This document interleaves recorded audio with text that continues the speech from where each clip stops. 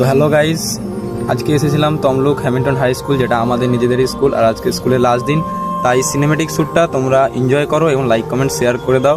ভালো লাগলে কমেন্ট করবে, তোমাদের স্কুলে গিয়েও আমি এই সিনেমেটিক শ্যুট বানিয়ে আসবো।